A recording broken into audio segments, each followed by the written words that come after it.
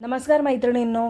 तर आज बनवलेले मी हे व्हेज कटलेट आणि ह्या व्हेज कटलेटमध्ये ना मी भाज्यांसोबत मेथीही घातली होती, कारण मेथी होती घरामध्ये थोडीशी शिल्लक. म्हटले एवढीशीची काय बनवायची भाजी, मग मी ती मेथी घातली आणि खूप टेस्टी झालेली हे व्हेज कटलेट आणि मेथीची टेस्ट आहे ना खूप छान आलेली. तर यासाठी ना मी 5 बटाटे उकडत ठेवले, त्यानंतर ते असे किसून घेतले, त्यानंतर त्याला ना स्मॅश करून घेतलं. माझं स्मॅशरच मिळत नव्हतं म्हणून मी वाटीने स्मॅश केलं. त्यानंतर मग सिमला मिरची, कोबी, कांदा आणि मेथी घातली.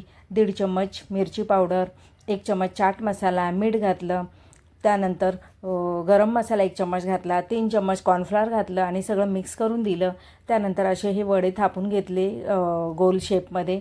त्यानंतर माझ्याकडे ना ब्रेड क्रम नव्हतं, मग मी काय केलं, पोहे आहेत ना ते मिक्सरला थोडेसे ग्राइंड करून दिले जाडसर असे, आणि त्या पोह्यांमध्येच हे ना कटलेट त्यामध्ये घोळवून घेतले आणि पॅनमध्ये मी तेल घातलं आणि हे कटलेट यामध्ये दोन्ही साईडने शॅलो फ्राय करून दिले आणि खूप टेस्टी झालेले हे व्हेज कटलेट. तर नक्की बनवून बघा.